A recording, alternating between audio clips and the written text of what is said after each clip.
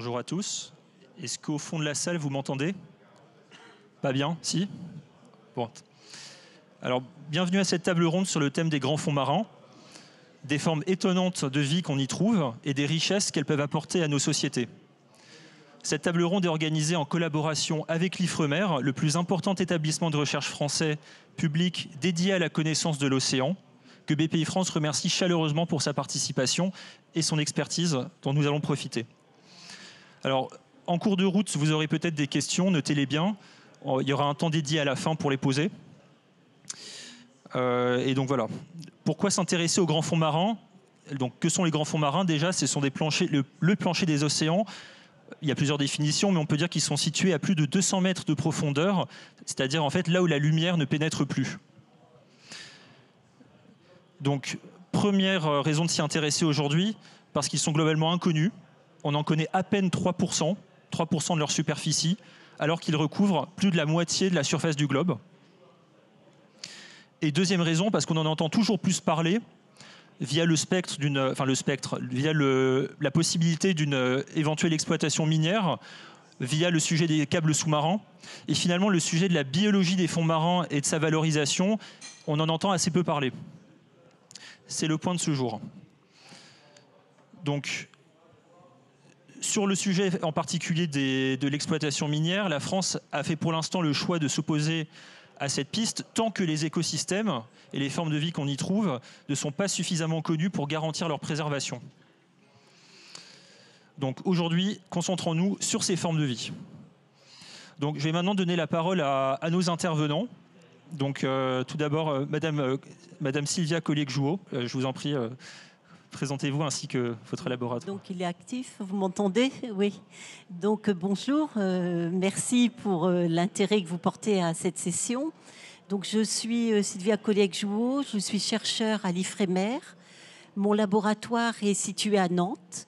C'est un laboratoire qui travaille dans le domaine des biotechnologies. Donc au laboratoire, nous possédons plusieurs souches de bactéries qui ont été isolées dans des écosystèmes marins très différents. Et on utilise ces bactéries ou les molécules qu'elles produisent pour des applications en agroalimentaire, en santé et en cosmétique. Et dans ce laboratoire, mon équipe s'intéresse principalement à 2 bactéries qui ont été découvertes par l'IFREMER il y a quelques années, grâce à l'exploration des grands fonds marins. Donc ces bactéries viennent des grands fonds marins et elles ont la particularité de produire des molécules d'intérêt, des polysaccharides qui sont très recherchés en santé et en cosmétique pour réparer, je vais dire, ou améliorer les fonctions tissulaires. Et nous avons notamment une bactérie, Vibrio diabolicus, donc qui vient de l'environnement profond, qui produit une molécule qui ressemble à l'acide hyaluronique. Et cette molécule est très utilisée en santé pour traiter des douleurs articulaires, mais aussi en cosmétique pour des bénéfices sur notre peau. Voilà. Merci beaucoup. Monsieur Alexis Ranou de Givaudan. Oui, bonjour tout le monde. Donc, je suis Alexis Ranou, je suis responsable chez Givaudan de la partie stratégie des opérations, qui recouvre en fait tout ce qui est scale-up industriel, gestion des sous-traitances et tout ce qui est budget d'investissement pour les années à venir. Sur ce sujet, donc, on a commencé à travailler avec l'IFREMER il y a quelques années. Pour avoir, j'allais dire, des possibilités de développement d'actifs cosmétiques.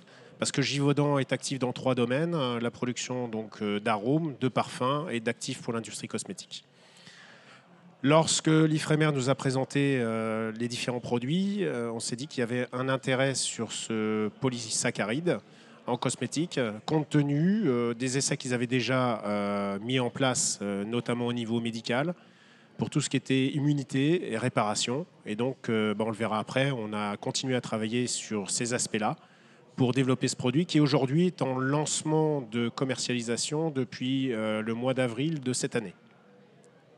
Voilà. Merci beaucoup. Monsieur Pierre-Marie Saradin. Bonjour, il fonctionne ? Je pense qu'il fonctionne. Oui, ok. Donc Pierre-Marc Saradin, moi je suis responsable d'une unité mixte de recherche qui associe 3 tutelles, l'IFREMER, l'Université de Bretagne occidentale et le CNRS, donc je suis basé à Brest. Et cette unité s'appelle BIP pour Biologie et Écologie des écosystèmes marins profonds. Et comme son nom l'indique, on va s'intéresser presque exclusivement à ces écosystèmes marins. L'intérêt de cette unité pluridisciplinaire, c'est qu'on va travailler pour comprendre, décrire la structure et le fonctionnement de ces écosystèmes avec des approches plutôt d'écologie. On va s'intéresser au compartiment microbien et au compartiment animal. On va travailler également de la molécule à l'écosystème. On a une petite équipe qui va travailler notamment sur les taux, la problématique de la réparation de l'ADN. Et enfin, qu'est-ce que je vais dire d'autre ? Oui, on est une 50aine de permanents, donc une toute petite équipe finalement pour un chantier qui est aussi immense. Merci beaucoup. Et enfin, Marine Postek de RT6. Bonjour. Donc je suis Marine Postek, chef de projet dans la société RT6, qui est une société spécialisée dans l'acoustique sous-marine. Donc dans notre entreprise, nous avons 4 principales gammes de produits. Tout d'abord la catégorie PAM, Passive Acoustic Monitoring, qui consiste à l'élaboration de bouées, d'enregistreurs acoustiques et de logiciels d'analyse en post-traitement ou en temps réel. Nous avons aussi une gamme MCM, Mine Countermeasure, qui correspond à l'élaboration des systèmes de navigation pour des plongeurs démineurs qui vont permettre d'améliorer leur efficacité et leur sécurité. Nous avons aussi une gamme ASW, Anti-Submarine Warfare, qui correspond à un développement de cibles d'entraînement militaire. Nous avons aussi une gamme AUV, donc celle qui va nous intéresser le plus aujourd'hui, qui correspond à des drones sous-marins qui vont survoler une zone d'étude très précise pour pouvoir acquérir des données qui seront ensuite traitées pour faire, par exemple, des cartes bathymétriques ou alors, par exemple, pour détecter des objets comme une épave, une mine au fond de l'eau, ce genre de choses. Donc, nous sommes en train de développer actuellement le Comet 3000 qui va permettre d'atteindre les grandes profondeurs. C'est un drone sur lequel nous pourrons ajouter différents capteurs et charges utiles en fonction des besoins de nos clients. Merci beaucoup. Donc, dans un premier temps, intéressons-nous au grand fond, aux formes de vie qu'on y trouve. Donc, Monsieur Saradin, je me tourne vers vous. Comment décrire ce milieu naturel et en quoi ces écosystèmes sont-ils si particuliers ? Alors, on va commencer d'abord par faire un petit tour sur quelques écosystèmes qu'on va trouver sur le fond. Et d'abord, comme vous l'avez dit tout à l'heure, pour nous, le profond commence à 200 mètres. Entre 200 et 1000 mètres de profondeur, ça correspond à la zone de pénétration de la lumière. Et si on n'a plus de lumière, on n'a plus de photosynthèse. Si on n'a plus de photosynthèse, on a finalement très très peu d'énergie disponible, autre que l'énergie solaire. Donc, on va commencer par faire un petit tour dans ce qui représente à peu près 80% du fond des océans. Donc, c'est les plaines abyssales. Est-ce qu'on voit la diapo ? Non, c'est celle d'après. Voilà, exactement. Donc, on est sur les plaines abyssales. Donc, comme vous le voyez, on est sur un environnement qui est sédimentaire avec très, très peu de gros organismes. Par contre, on a une diversité animale et microbienne très, très importante qui va se situer dans les premières couches de sédiments. Donc, des organismes qui sont très, très petits, qu'on connaissait peu jusqu'à maintenant puisqu'on avait du mal à les prélever. Et donc, ces organismes sont petits parce qu'il y a très, très peu d'énergie nécessaire. Imaginez le phytoplancton, le zooplancton créé entre 200 et 1000 mètres entre 0 et 1000 mètres de profondeur, qui va sédimenter, se dégrader pendant toute cette descente, et on a finalement seulement 5% de ce carbone organique qui va être disponible. Alors si on change un petit peu, on reste sur la plaine abyssale. Là, on est à 5000 mètres de profondeur dans le Pacifique. Alors, vous voyez des cailloux qui font à peu près 5 à 10 cm, et c'est ce qu'on appelle des nodules polymétalliques qui mettent des années à se créer et qui vont abriter sur cette surface dure un écosystème tout à fait particulier, différent de celui qu'on va pouvoir trouver dans les plaines sédimentaires adjacentes. Alors, si on continue à se promener, cette fois-ci, on est dans le canyon de l'Ampol, où on va trouver des coraux profonds. Alors, le canyon de l'Ampol, c'est au large de la Bretagne. On va trouver des coraux profonds. Alors, ces coraux profonds ne fonctionnent pas de la même manière que les coraux qu'on va trouver dans les tropiques. Mais par contre, ils vont filtrer, prélever les particules qui sont présentes dans l'eau. On va les trouver dans des zones de fort courant. Et ils vont avoir un rôle écologique très, très important, puisqu'ils vont servir de frayère, d'air, de nourricerie, de zones de protection à un écosystème très très particulier. On réétudie également énormément les monts sous-marins qui vont aussi avoir un rôle écologique particulier. Et pour terminer ce très très rapide portrait de quelques écosystèmes, c'est les sources hydrothermales qui ont leur découverte à révolutionner dans les années 76-77 notre vision des écosystèmes profonds. À l'époque, on parlait de désert abyssal. Et quand on les a découverts, comme vous le voyez, on a découvert des écosystèmes complètement exubérants qui étaient situés à proximité immédiate de ce qu'on appelle les sources hydrothermales, qui vont apporter de l'énergie chimique qui va être utilisée par des micro-organismes pour produire justement énormément de matière organique, mais sur des zones très très limitées. C'était ce qu'on appelle la chimiosynthèse microbienne, par opposition à la photosynthèse qu'on va trouver en surface. Merci beaucoup pour ce panorama vraiment passionnant et étonnant. Est-ce que vous pouvez maintenant revenir un petit peu sur l'historique de l'exploration des grands fonds, en particulier du point de vue de l'Ifremer? Alors, cette exploration n'est pas l'apanage de l'Ifremer, puisque ça a été vraiment à l'époque une course vers les grandes profondeurs. Et c'est aussi quelque chose de très très récent, puisque c'est comme vous le voyez ici, tout à fait en haut. Alors pour vous, c'est la gauche, en haut à gauche de la diapo. Donc c'est ces deux Américains, Beebe et Barton, dans les années 30, qui se sont dit, bah, tiens, il faut absolument qu'on aille voir ce qui se passe sur le fond. Jusqu'à maintenant, il faut imaginer que la connaissance des grands fonds dépendait de navires de surface. Donc on allait prélever, carotter, draguer, mais vraiment à l'aveugle. Donc ça donnait une image très très partielle de ce qui pouvait se passer. Eux, ils se sont dit on va descendre sur le fond. Donc en 1934, avec le bathyscaphe, ils sont descendus à 950 mètres de profondeur. Imaginez un câble, cette petite sphère de métal jusqu'à 900 mètres de profondeur. Ça a été le début de la course à l'exploration, à la course à la profondeur. Et c'est le professeur Picard qui, dans les années 60, a développé le Trieste. Et c'est son fils qui a plongé dans la fosse des Mariannes, justement, dans les années 60. Ça a été, une fois que ce record a été battu, ça a permis le développement des submersibles scientifiques habités, avec l'Alvin dans les années 60, en 64 exactement, et le Nautile français développé notamment par l'Ifremer, qui ne s'appelait pas l'Ifremer à l'époque, dans les années 84. Ensuite, on s'est dit, mais pourquoi envoyer absolument des hommes sur le fond? Ça peut être dangereux, une plongée habitée, ça dure peu de temps finalement. Donc on a commencé à développer des robots. Donc nous, ce qu'on appelle des ROV, des Remotely Operated Vehicles, des engins philo-guidés. Donc avec ici sur l'image, vous avez le ROV français qui s'appelle Victor 6000, qui a commencé à travailler dans les années 98 exactement. Ensuite, on a développé des engins hybrides qui étaient mi-ROV, mi-engins complètement autonomes. Dans les années 2010, on a développé aussi des instruments qui nous permettent d'avoir accès à la dynamique temporelle de ces écosystèmes. Ce sont des observatoires fonds de mer qui nous permettent de déployer sur 1 an, 2 ans, 3 ans ou plus, et qui nous permettent d'avoir justement des données en temps quasi réel. Et enfin, le dernier né c'est un AUV, un engin complètement autonome qui s'appelle Ulix et qui est capable d'aller faire des opérations de cartographie, bathymétrie, de prélèvement de photos jusqu'à 6000 mètres de profondeur. Merci beaucoup. Donc maintenant, on comprend mieux ce qu'il y a dans les grands fonds marins. On a vu l'historique pour y accéder. Je me tourne vers vous, Marine, puisque vous représentez une entreprise qui qui développe des engins pour accéder en toute autonomie, dans une relative autonomie à ces espaces. Première question, quels sont les grands types d'engins utilisés? Alors, donc majoritairement, on a 2 grandes catégories d'engins qui seront utilisés pour atteindre les fonds. Donc, dans un premier temps, on a le ROV, comme le disait Pierre-Marie. Donc, l'AUV. C'est la précédente, celle-là.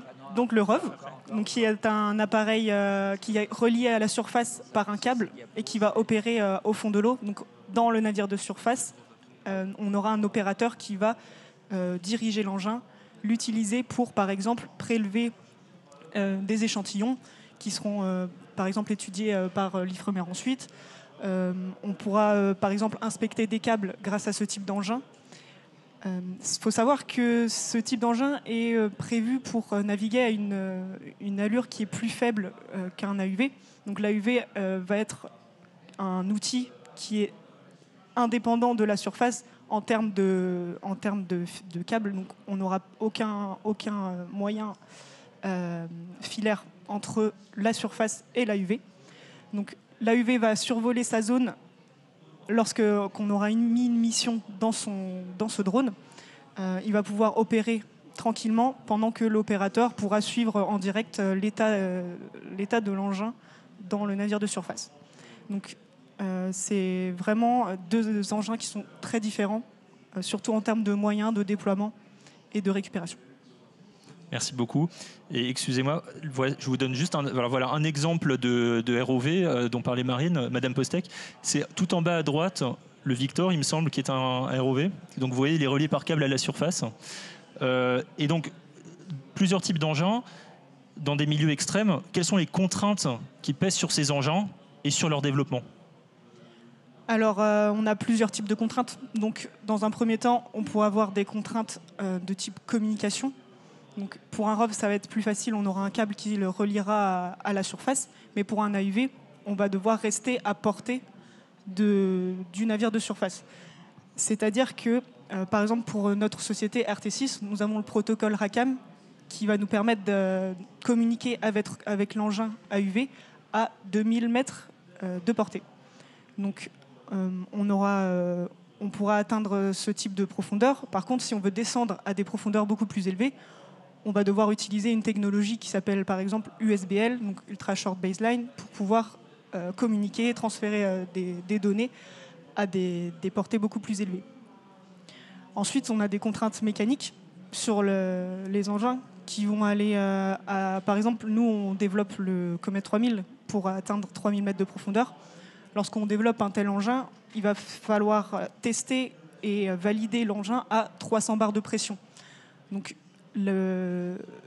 l'engin sera, par exemple, testé dans les enceintes qu'Ifremer possède, des enceintes étanches qui permettent de tester ce drone à 300 bars de pression.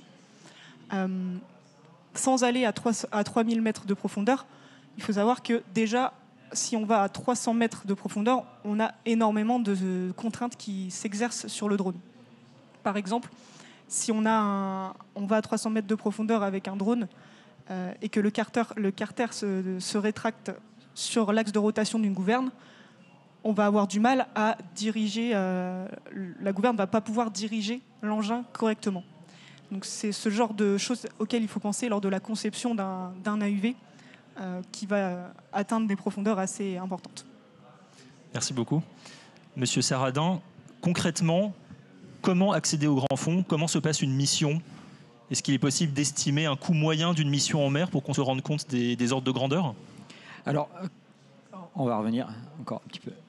Donc effectivement, je vais revenir sur ces engins, puisque quand on travaille sur des écosystèmes qui sont réduits en taille, par exemple certains écosystèmes vont avoir la taille de la surface de la pièce, donc on va être obligé de les explorer à partir d'engins qui sont des submersibles habités, comme le Nautil ici que vous voyez. Donc c'est des engins développés à l'Ifremer avec des standards 6000 mètres. Donc on a mis ces standards à 6000 mètres puisque ça nous permet d'avoir accès à peu près à 98% du fond des océans. Donc avec des contraintes technologiques dont on vient de parler ici. Donc ici, un submersible habité, comme le Nautil, c'est une sphère qui fait à peu près 2,40 m de diamètre, qui va accueillir 3 personnes, un pilote, un copilote et un submersible. Et comme vous le voyez, alors la partie inférieure, c'est les batteries. Et vous voyez, il y a énormément de projecteurs, de caméras, puisque la vidéo est la première donnée qu'on va récupérer. Et on peut apercevoir les 2 bras qui sont pliés, qui vont nous permettre également de récupérer des échantillons, aussi bien des échantillons de roches, de sédiments, d'eau ou des échantillons biologiques. Alors, si on passe à la diapo d'après, ici on est sur un ROV. Alors, une plongée en submersible, ça va durer à peu près 8 heures, donc 6 heures efficaces à peu près. Alors qu'une plongée en robot, ça peut durer jusqu'à 72 heures. Et on n'a aucune limitation ni de transfert de données, ni d'énergie. Donc on va se remplacer en quart toutes les 4 heures. On va changer les pilotes et les scientifiques. On va travailler 24/24 pendant 3 jours. Alors si on continue, une campagne océanographique pour nous c'est à peu près 3 semaines. Ça peut durer jusqu'à 6 semaines quand on est dans des zones éloignées. Et on va bénéficier de la flotte océanographique française qui est une très grande infrastructure de recherche. Donc chaque scientifique français peut faire une demande d'accès à cette très grande infrastructure. Et donc là vous aurez accès aux navires support et aux engins dont vous avez besoin. Et qu'est-ce que je voulais dire? Oui, ici, vous avez pourquoi pas le navire amiral de cette flotte. C'est un navire qui fait 107 mètres de long, 20 mètres de large, qui peut accueillir 2 engins à la fois. Un de ses gros atouts, à part bien sûr cette capacité support, c'est d'accueillir une quarantaine de scientifiques, dont des équipes conséquentes, et également d'avoir 250 mètres carrés de laboratoire. Donc on travaille sur ces navires presque avec la même qualité d'équipement que à terre. Et alors si on commence à parler coûts, et là je parle sans le contrôle de ma direction de l'innovation, on va être à peu près le pourquoi pas avec un submersible, c'est un coût journalier de 70 000 euros par exemple. Donc c'est des recherches qui coûtent effectivement très très cher. Merci beaucoup. Et à ce moment-là, si on revient sur la spécificité RT6, c'est-à-dire les drones autonomes sous forme de cette forme, ces drones, on les envoie dans les fonds marins pour prendre des mesures. Donc la torpille ne suffit pas, il faut mettre à bord des instruments. Est-ce que vous pouvez un peu revenir sur ces instruments et là aussi, si possible, donner une estimation du coût d'un tel engin avec et sans instruments? Oui, alors donc pour intégrer des capteurs sur nos AUV, on aura différents types. Par exemple, nous aurons un magnétomètre qui va permettre de mesurer le champ magnétique que rencontrera le drone lors de son survol de zone au fond de l'eau. Ça va nous permettre par exemple de détecter des amas sulfurés qui sont des roches volcaniques contenant des sulfures de fer, des métaux. On pourra aussi intégrer des caméras sur nos drones. On peut y installer aussi ce qui s'appelle des side scan sonars, qui sont des sonars à balayage latéral et qui vont nous permettre de scanner le fond de l'eau et donc par exemple de découvrir une épave, de voir qu'il y a une mine au fond de l'eau ou un quelconque objet. Grâce à ces outils, on va vraiment pouvoir dresser la carte des fonds marins. On peut aussi installer des sondes CTD qui vont nous donner la conductivité et la température de l'eau qui environne notre drone, ainsi que la profondeur à laquelle il va opérer. Donc c'est vraiment une possibilité très importante de capteurs qui peuvent être intégrés sur ce type d'engin. Ensuite, si on revient sur les prix des produits, je peux vous parler des produits RT6, donc, qui sont des micro-AUV. Donc, on aura 2 gammes chez nous qui sont les NemoSense, les plus petits drones que nous fabriquons, qui sont donc nus, correspondent aux alentours des 20 000 euros. Mais si on y ajoute des charges utiles, et en fonction des charges utiles, on aura un prix du drone qui reviendra entre 70 et 100 000 euros par exemple. Par contre, si on arrive sur du Comet 300, donc qui est notre autre gamme de produits chez RT6 en termes d'AUV, on pourra y intégrer plus de charges utiles et aussi atteindre des profondeurs de 300 mètres, comme l'indique le nom du Comet 300. Donc, le prix qu'on aura pour ce type d'engin est plutôt aux alentours de 300-400 000 euros. Merci beaucoup. Donc, nous avons compris ce qui se trouve au fond des mers, dans les grandes profondeurs, comment on y accède. Maintenant, tournons-nous vers le développement qui mène d'une bactérie récupérée dans les fonds marins à un produit commercialisable. Donc, Madame Colliec-Jouot, je comprends que l'Ifremer, sur des années d'exploration, a constitué une véritable collection d'espèces, pas que des bactéries d'ailleurs, mais notamment de souches de bactéries. Vous vous êtes intéressé à certaines bactéries bien spécifiques. Pouvez-vous nous les présenter ? Oui, donc j'avais une diapositive sur les différentes campagnes. Donc, comme vous voyez, à la fin des années 90, enfin jusqu'aux années 2000, plusieurs campagnes océanographiques ont été réalisées avec le Nautile qui a plongé justement près de ces sources hydrothermales profondes. Et nous avons prélevé des échantillons. Alors souvent près des vers, on a vu des Riftia tout à l'heure. Ces bactéries vivent souvent, enfin celles qu'on a isolées, à proximité de vers marins. Et donc, comme vous le voyez, à chaque campagne, on a à peu près isolé une bactérie. Alors, on a fait beaucoup d'échantillons, mais trouver des bactéries, ça prend du temps. Et après, de la caractériser, Donc, comme c'est des bactéries marines, c'est vrai qu'on a souvent les mêmes genres, Alteromonas, Vibrio, mais on a souvent de nouvelles espèces, puisque ce sont des bactéries quand même assez atypiques. Et des fois même, on a des sous-espèces et des variants. Donc, ça prend du temps pour vraiment connaître l'espèce de la bactérie et nommer la bactérie. Alors, je parlerai principalement de la campagne Héros et Guénote, où notre laboratoire a isolé 2 bactéries, qui sont un peu nos bactéries de référence d'étude. Donc, Vibrio diabolicus, qui nous produit un polysaccharide d'intérêt, et Alteromonas infernus, qui nous produit aussi également un autre polysaccharide. Alors, il faut savoir que c'est pas nouveau. Les biotechnologies datent depuis plus de 50 ans. Et on a déjà, il y a plus de 50 ans, on voulait isoler des bactéries pour produire des molécules d'intérêt. Parce que souvent, ces molécules, traditionnellement, étaient extraites d'organes, de tissus ou de sang d'animaux. Donc, pour des raisons d'éthique et aussi pour de la sécurité, éviter des contaminations par des virus ou par des prions, on préfère faire produire une molécule par une bactérie, que ce soit en santé comme en cosmétique. Et donc, nous, on est parti sur cette idée. Et on a voulu voir si les bactéries atypiques provenant des sources hydrothermales profondes pouvaient nous produire des polysaccharides particuliers.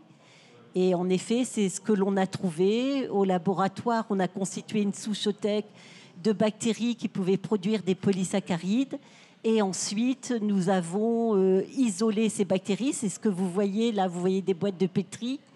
Et donc, ces bactéries qui produisent des polysaccharides ont un aspect mucoïde. Je ne sais pas, vous voyez, ça fait comme une gélatine. Donc, à droite de la boîte de pétri, on a des bactéries mucoïdes qui excrètent, parce qu'elles excrètent dans le milieu extérieur ces polysaccharides.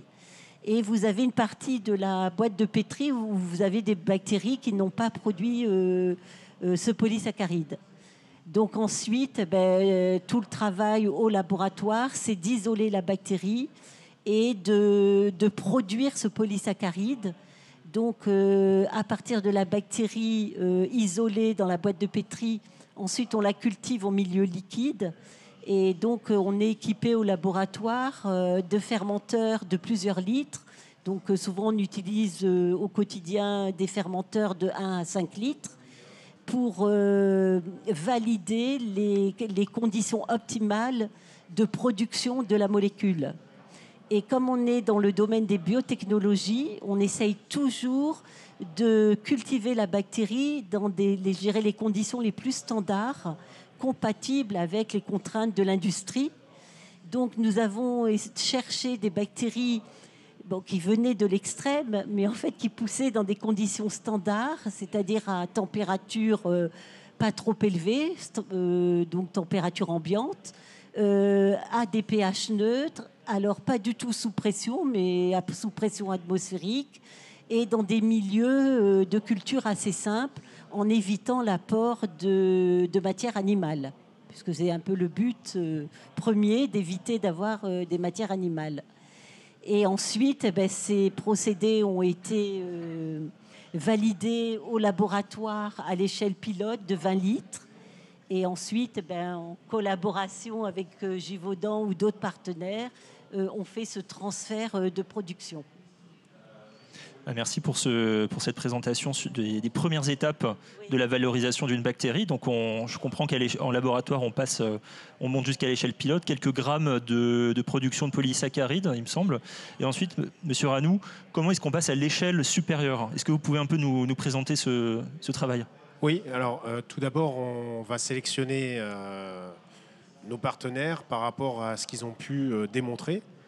Donc, quand on a vu qu'ils avaient démontré qu'il y avait une structure au niveau de cet exopolysaccharide intéressante, pourquoi elle est intéressante?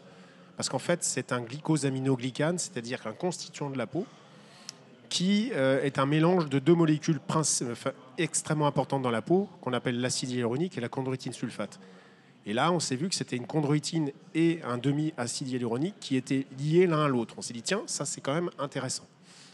Ensuite, ils ont démontré qu'on pouvait être à température ambiante, à des pressions relativement faciles, et dans un milieu où on peut diminuer la salinité. Parce que vous savez, quand vous êtes dans une eau de mer à 36 grammes litre, vous avez du NaCl, donc c'est quelque chose qui va faire rouiller en fait, des fermenteurs en inox.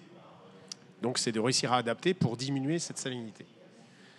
Enfin, quand on a eu cette structure qui a été démontrée, on s'est dit, mais est-ce que cette molécule a été enregistrée, notamment pour des pays sur lesquels, pour rentrer, il faut avoir ces enregistrements, comme la Chine, qui est un grand marché pour une société internationale comme Givaudan. Et donc, on a vu que cette molécule était décrite, chondroïtine et acide hyaluronique. Donc, on s'est dit, on peut potentiellement développer ce produit. Pourquoi ? Parce qu'on est équipé en fermenteur industriel. On est équipé en matériel pour faire la purification, pour sortir la bactérie et récupérer le polymère. Et donc, à partir de là, on s'est dit, il y a peut-être quelque chose à faire. Et vu les publications scientifiques faites par l'IFREMER, on s'est dit, on peut adapter ça à la cosmétique, notamment sur la partie immunité, sur la partie hydratation et sur la partie, on va dire, répellent bactérien. Donc c'est comme ça qu'on a sélectionné en fait cette proposition de l'IFREMER. Et ensuite, on a commencé à faire du scale-up industriel. Donc on est passé d'un fermenteur de 30 litres à un fermenteur de 200 litres, un fermenteur de 5 mètres cubes, 10 mètres cubes, 40 mètres cubes. Et là, à partir du moment où on voit que sur ces transferts d'échelle, on a des choses qui se passent bien, on regarde comment on peut augmenter la productivité. Pour augmenter la productivité, parce que ça va donner le coût, on va enrichir un peu le milieu en matière organique, en matière en substrat, on va dire sucre et azote, pour pousser la bactérie à produire vite et en quantité. Et on s'est rendu compte que c'était tout à fait possible. Et donc c'est comme ça qu'on a fait ce choix. C'est faisabilité technique, équipement existant et intérêt de la molécule dans l'application. Merci beaucoup. Madame Collet-Jouot, une fois une souche de bactéries identifiée, donc on comprend qu'on passe, on a trouvé la bactérie, on passe à un procédé de production. J'imagine qu'il y a certains progrès en bioinformatique ou autres qui permettent d'accélérer ce travail de sélection puis de constitution d'un procédé, en fait. Est-ce que vous pouvez revenir sur ces étapes-là Oui. Alors c'est vrai que nous, au départ, je dirais, on a fait un criblage biochimique, c'est-à-dire qu'on a essayé de produire la molécule que l'on voulait d'intérêt. Mais maintenant, avec les progrès de la bioinformatique, c'est vrai qu'on peut faire un criblage à partir d'analyse de génome, c'est-à-dire qu'on extrait le génome de la bactérie et par homologie de séquence, on recherche le gène d'intérêt qui peut produire la molécule que l'on recherche. Alors je dirais que ça, c'est assez simple pour les protéines et les enzymes, puisque maintenant on fait beaucoup de protéines et enzymes recombinantes. Par contre, pour les polysaccharides, c'est un peu plus compliqué, parce que les polysaccharides, souvent, pour leur biosynthèse, ce n'est pas un gène, mais parfois même une dizaine de gènes qu'il faut rechercher. Alors je dirais, à l'exception de l'acide hyaluronique, qui lui est, je dirais, un polysaccharide assez simple, puisqu'il ne faut qu'une seule enzyme pour assurer sa biosynthèse. Et c'est pour ça que ça a été un des premiers polysaccharides, donc glycosaminoglycane, qui a été produit par une bactérie. Mais après, il faut quand même valider la production et vraiment produire la molécule, quand on a fait ces recherches en bioinformatique. Et Monsieur Ranou, finalement, entre le développement d'un procédé de production qui est issu d'une telle bactérie et ce qui peut se faire habituellement, par exemple, par fermentation de précision, quelles sont les grandes différences ? Est-ce que du point de vue réglementaire, il y a des différences ? Alors oui, il y a quand même des différences assez importantes. Quand on est en fermentation de précision, on est avec des organismes génétiquement modifiés. Donc vous devez déclarer, isoler. Et pour un certain nombre de marchés, vous êtes un peu bloqué pour les gens qui veulent des labels Cosmos, par exemple. Donc ça vous coupe d'une partie du marché, de certaines revendications qui peuvent être faites. Et ça vous oblige à isoler en fait, cette bactérie, la détruire avant de la rejeter. Quand on est sur une bactérie naturelle et qu'on fait sa production et son extraction, on permet de revendiquer le naturel, mais on permet aussi d'avoir une solution rapide au niveau technologique pour même valoriser la biomasse, puisqu'on peut valoriser la biomasse assez facilement. Donc c'est ça aussi l'avantage sur cette partie-là. Cela étant dit, les deux, pour nous, sont extrêmement intéressants. Les deux solutions, les deux techniques sont extrêmement intéressantes parce qu'il y a une limite avec les souches naturelles, c'est leur productivité. Et il y a des moments où les productivités sont tellement faibles que ça rend le produit inaccessible. Et s'il est inaccessible alors qu'il y a une activité biologique très très intéressante, c'est extrêmement dommage, notamment pour le grand public. Donc nous avons maintenant compris, grâce à un exemple concret, comment l'Ifremer et Givaudan ont collaboré pour développer un produit commercialisable à partir de la variété biologique des grands fonds marins. Bon, essayons maintenant de comprendre quel avenir se dessine pour la connaissance et la valorisation des grands fonds. Marine Postek, quelles sont les grandes pistes d'innovation dans le secteur des drones sous-marins? Est-ce qu'il y a certaines tendances qu'on peut identifier et qui permettraient de peut-être faciliter l'accès aux grands fonds? Oui, donc je pense qu'il y a majoritairement deux tendances pour l'avenir du drone sous-marin. Donc, dans un premier temps, on aurait la miniaturisation des drones, donc utiliser des micro-AUV pour pouvoir opérer et faciliter les opérations. Le déploiement et la récupération sont beaucoup plus simples avec des AUV de petite taille. Par exemple, le déploiement et la récupération peuvent se faire, et la mission aussi, l'opération, peuvent se faire avec un Zodiac et 2 ou 3 opérateurs. En ce qui concerne une autre tendance assez importante et intéressante pour l'avenir des drones, c'est le travail en meute. Donc, comme vous pouvez le voir sur l'image qu'il y a derrière, image proposée par Abissa, on a donc un travail possible en meute, c'est-à-dire qu'un drone maître va descendre à une profondeur de mission, accompagné de plusieurs drones de part et d'autre. Donc on peut par exemple avoir 2, 3 drones de chaque côté, ou plus, de chaque côté du drone maître. Ce drone maître va pouvoir communiquer en surface avec le bateau, donc il va pouvoir suivre les informations de chaque système, que ce soit les drones suiveurs ou les drones maîtres.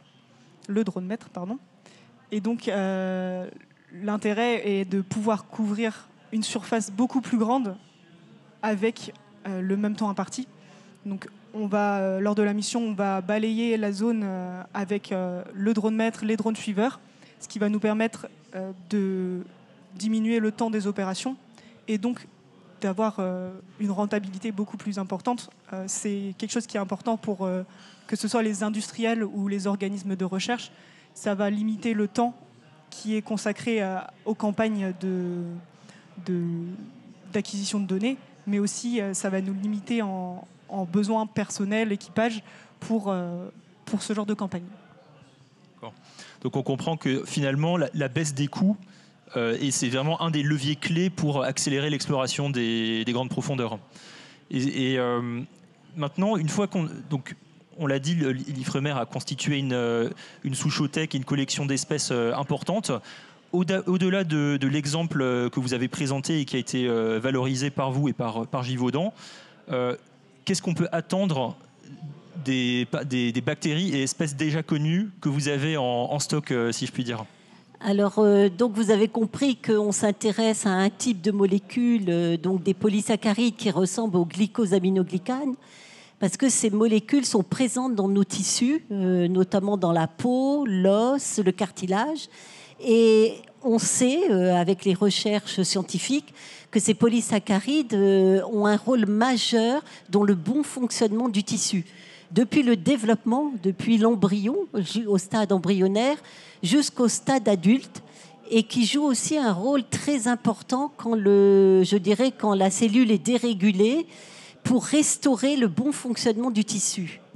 Et donc, au laboratoire, en partenariat avec Nantes Université notamment, on mène des recherches en ingénierie tissulaire, c'est-à-dire qu'on regarde le bénéfice de nos molécules en les comparant aux glycosaminoglycanes connus pour réparer des tissus, donc en ingénierie tissulaire, comme l'os ou le cartilage. Et on a également des études réalisées en cancérologie. Donc l'Ifremer a déposé plusieurs brevets où on revendique un plus de ces polysaccharides sulfatés sur les glycosaminoglycanes connus. Donc ils ont un meilleur rapport bénéfice-risque que ces molécules connues, si bien que c'est innovant, on a pu déposer des brevets. Et le futur, ce serait avec nos partenaires de Nantes Université, mais aussi avec des partenaires industriels, de pouvoir développer, comme on a fait en cosmétique, ces molécules dans le domaine santé, donc pour réparer des tissus, mais aussi pour apporter des solutions en cancérologie. Et en matière de valorisation d'espèces naturelles, on entend parfois parler du protocole de Nagoya. Oui. Est-ce que vous pouvez revenir sur ce traité international et sur les impacts qu'il a, positifs ou négatifs, je veux dire, pour le travail de recherche et sa valorisation ? Oui, alors il faut savoir qu'on ne peut pas prélever comme ça de la ressource génétique, enfin de la ressource biologique. Donc il y a l'APA qui est l'accès et le partage des avantages, qui est une réglementation qui applique le protocole de Nagoya. C'est-à-dire que pour l'accès comme pour le partage des avantages, si cette ressource biologique est utilisée et exploitée, les pays souverains dans lesquels ces ressources ont été prélevées doit avoir un retour, je dirais, sur les royalties que génère cette ressource biologique. Alors, il faut savoir, donc ça s'appelle l'APA, accès et partage des avantages, que cette réglementation n'est pas... enfin, tous les pays ne l'ont pas acceptée. Donc, il y a des négociations en cours. Et qu'en plus, cette législation... elle ne touche pas vraiment les ressources biologiques de la haute mer ni de l'environnement profond, parce que en fait, la souveraineté nationale, enfin il pourra mieux le dire que moi, Pierre-Marie, ne s'applique pas pour la haute mer et l'environnement profond. Enfin pour l'instant. Hein. Voilà. Monsieur Ranou, finalement, l'origine grand fond d'une bactérie, est-ce que ça fait une différence pour la mise sur le marché ? Vous en avez un peu parlé un peu plus tôt par comparaison aux organismes utilisés en fermentation de précision. Donc, est-ce que ce label, entre guillemets, grand fond, est plus un avantage, un outil marketing ? Est-ce que ça freine les clients ? Ils sont craintifs ? Est-ce que vous pouvez un peu nous... Non, les clients sont plutôt, recherche ce genre d'origine. C'est une origine naturelle. C'est une archébactérie qui finalement est une bactérie qui est capable de se développer dans un milieu hostile, donc qui résiste au stress important. Et derrière, ça permet de dire, voilà, on a une innovation issue d'une biodiversité naturelle, donnant des activités biologiques fortes. Et ces activités biologiques fortes, on les a redémontrées sur la peau, montrant que lorsque la peau est attaquée, en mettant ce type de biopolymère sur la peau, on accélère la réparation, donc cicatrisation. On limite les contaminations par le fait qu'on touche des récepteurs comme les toll-like récepteurs qui vont générer des bêta-défensines qui vont venir tuer les bactéries qui rentrent à l'intérieur. C'est l'immunité innée. Et derrière, on a en plus ce biofilm qui est un répulsif par rapport à certaines bactéries qui sont pathogènes, sur lesquelles nous avons fait des tests et sur lesquelles ça a été démontré. Donc quand vous utilisez ce type de produit, vous avez aussi cet avantage d'activité prouvée qui peut être aussi bien médical pour certaines applications, mais qui en plus sans aucun danger pour le consommateur, parce qu'en fait ce sont des polymères que l'on a dans la peau. Chondroïtine sulfate et acide hyaluronique sont finalement des composants de la peau. Donc la peau, quand elle va recevoir ce type de polymère, va se dire c'est quelque chose que je connais, va en plus potentiellement le dégrader naturellement sans aucun problème. Et donc, on va avoir un produit homométique qui va être complètement accepté par l'organisme et qui va plutôt le booster pour pouvoir réparer plus vite et pour pouvoir lui donner cette capacité de limiter des problématiques infectieuses. Donc c'est ça qui est important, c'est surtout de dire qu'il y a une application, une efficacité, et que l'aspect naturel et que l'aspect finalement d'archébactérie, c'est que grâce à cette découverte de l'Ifremer, on a quelque chose d'innovant et quelque chose d'applicable qui n'est pas d'origine animale pour nous, parce qu'en cosmétique, malheureusement, la partie origine animale, du fait de l'ESB, dans les années 80, a été bannie. On se retrouve donc avec des structures de molécules qui étaient jusqu'à présent, chondroïtine, c'est d'origine plutôt animale, et ben on réussit à l'avoir d'une origine bactérienne, donc acceptable pour aller dans la cosmétique. Donc cette innovation-là, elle est très très bien acceptée par nos clients, des gens comme L'Oréal, Estée Lauder, etc., parce qu'ils voient qu'ils ont activité, biodiversité, innovation. Donc c'est finalement un atout. De manière plus générale, bon, il existe d'autres milieux extrêmes. Par exemple, on trouve des bactéries dans les milieux polaires, sous la banquise, ou par exemple, on peut penser aux volcans. De façon plus large, au-delà des grands fonds marins, à quel point est-ce que des entreprises comme la vôtre voient un potentiel dans les formes de vie un peu de milieux reculés de notre point de vue, ou par exemple, plus largement dans ce qui est marin en termes de microalgues ou autre? Comme on l'a dit, c'est quand même une biodiversité énorme qui est relativement peu connue et qui nous permet potentiellement d'avoir des nouvelles activités et des activités qui sont acceptées par l'organisme et qui ne sont pas d'origine chimique. Et donc, jusqu'à présent, on avait énormément de produits qui étaient synthétisés par voie chimique. Et là, on a des produits qui sont synthétisés par voie biologique et qui sont complètement acceptés, inoffensifs sur la peau. Donc, ce qu'on recherche, oui, c'est cette capacité qu'ont ces micro-organismes à produire des molécules innovantes et actives. Merci beaucoup. Enfin, Monsieur Saradin, comment si les grands fonds, ils couvrent plus de la moitié de la surface du globe. Pour cibler des zones d'exploration, il faut faire des choix. Comment trouver quelles sont les géographies qui ont le plus grand potentiel en termes de variété biologique et en termes de valorisation?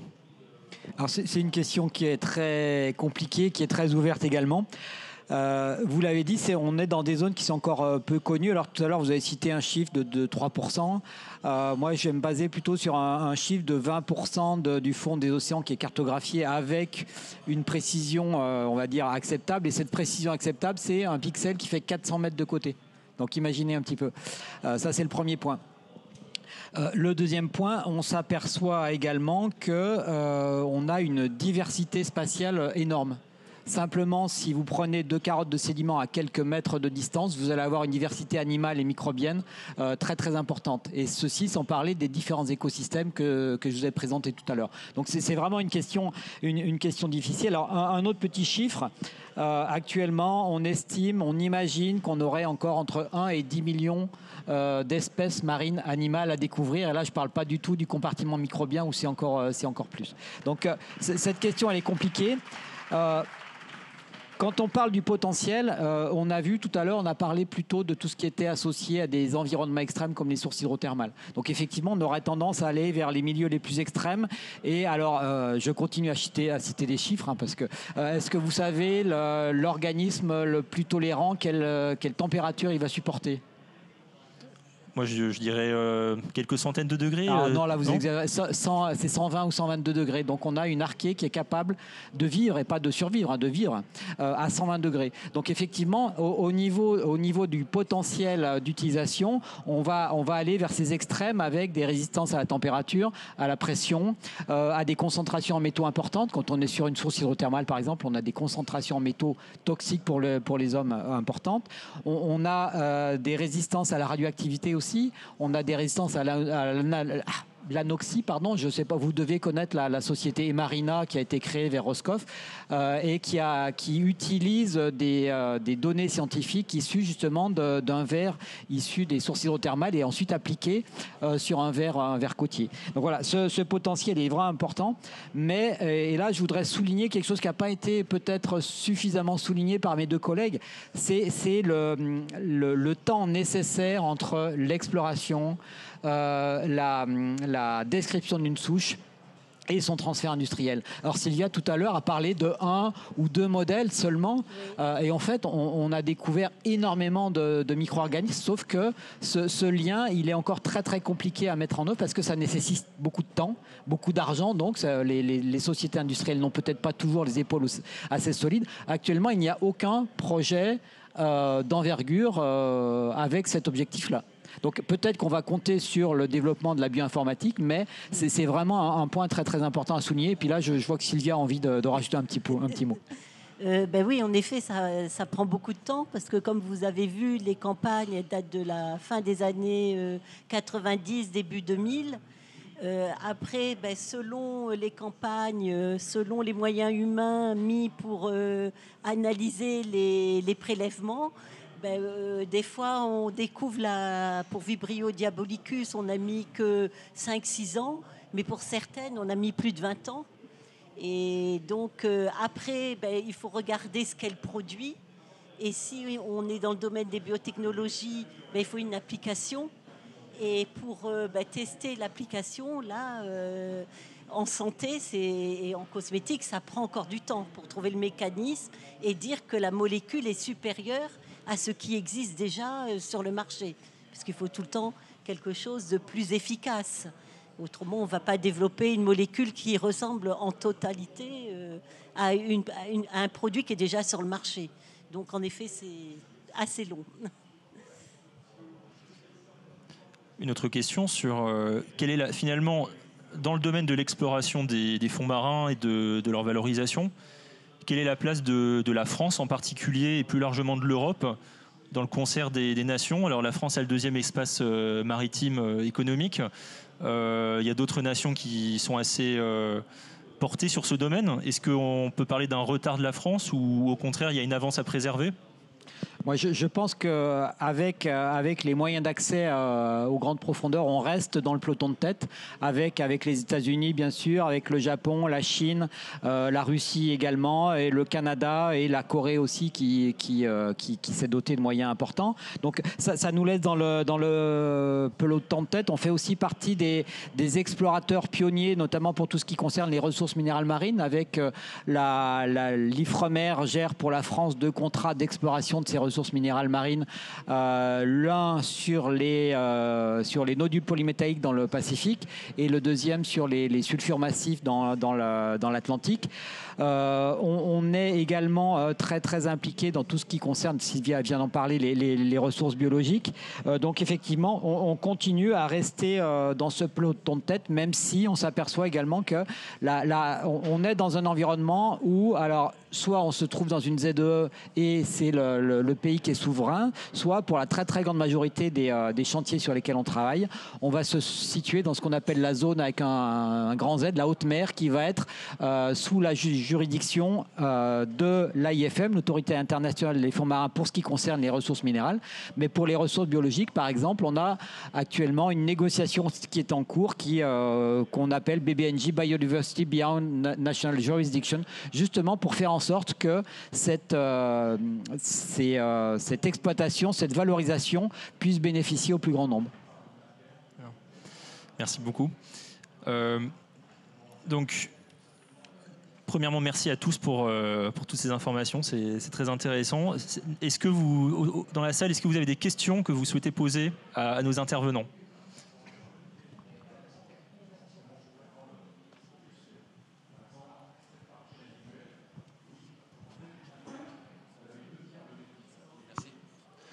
Merci pour cette intervention. Je suis créateur web et j'ai alerté mon écosystème sur la possibilité que les câbles sous-marins qui sont au fond des océans soient impactés par la pollution plastique.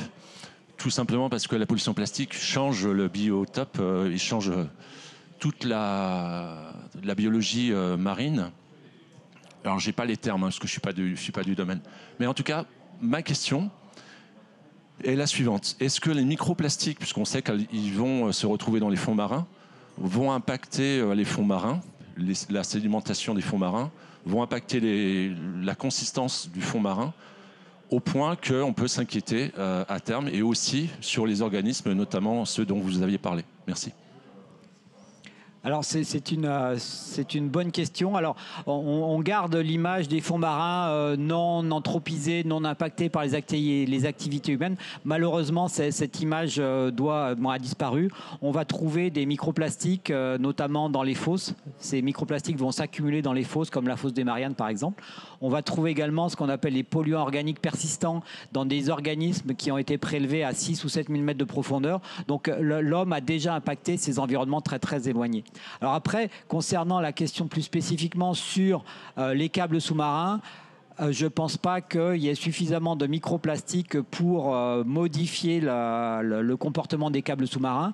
Le risque lié aux câbles sous-marins va plutôt se situer de l'ordre de l'attentat ou des choses comme ça. C'est pour ça que les militaires s'intéressent de plus en plus à ces moyens d'accès au plus profond pour aller justement surveiller.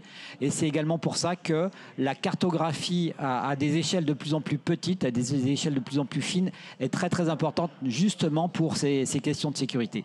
Mais également, la question de l'impact des microplastiques ou des polluants persistants sur les écosystèmes profonds est une question tout à fait d'actualité. Est-ce que vous avez...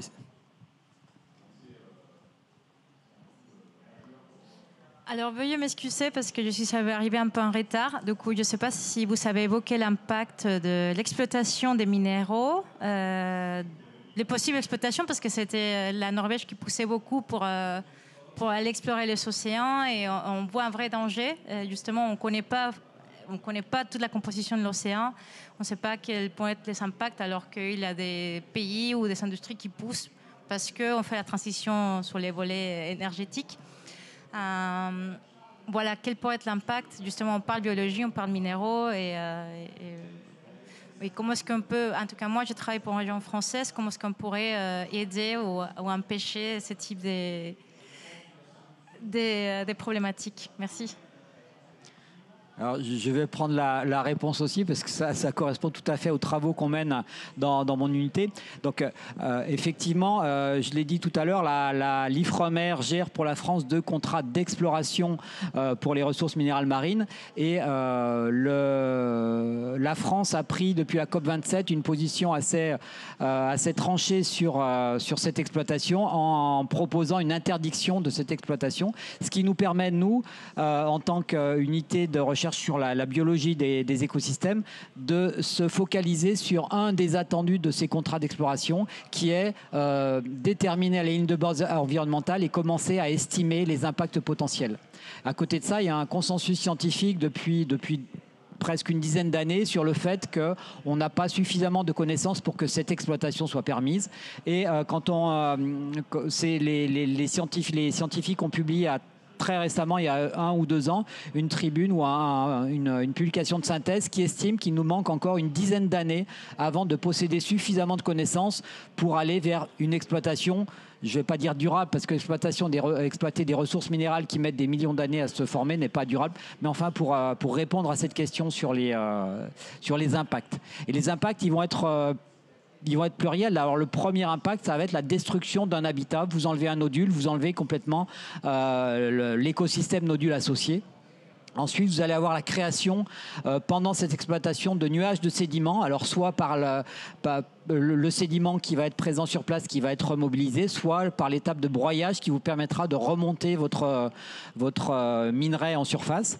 Un autre impact qu'on connaît encore beaucoup moins, qu'on est beaucoup moins capable d'estimer, ça va être l'impact du bruit. On s'aperçoit que les écosystèmes profonds, les organismes profonds peuvent également utiliser le son pour communiquer. Donc si vous rajoutez du bruit, comme ici, ça peut perturber la communication. Et enfin, tout ce qui est apport de lumière également, on est dans des environnements complètement obscurs. Si vous rajoutez de la lumière, vous pouvez aussi modifier complètement le fonctionnement de ces écosystèmes. Donc on a encore énormément de questions à résoudre avant de se dire que cette exploitation pourrait être intéressante. Et effectivement, c'est une question qui est tout à fait paradoxale puisqu'il faudrait aller exploiter les grands fonds pour pouvoir décarboner notre énergie ou nos transports notamment. Donc c'est une vraie question de société. Est-ce qu'il y a d'autres questions? Peut-être en ligne? Est-ce qu'on a quelques... Non? Très bien. Bah, écoutez, nous allons conclure cette table ronde. Je voudrais tout d'abord remercier chaleureusement évidemment l'IFREMER, la société Givaudan et la société RT6 pour leur contribution et leur participation à cette table ronde. J'en profite pour rappeler que via le plan France 2030 de soutien à l'innovation et plus généralement à l'économie, un axe entier est dédié aux grands fonds marins. BPI France a opéré un appel à projets qui a permis de sélectionner 11 projets innovants portant dont les travaux devraient permettre à la France de rester à horizon 2030 leader sur la connaissance des fonds marins. RT6 notamment fait partie des lauréats de cet appel à projet. Voilà, merci beaucoup pour votre attention et votre venue à Big.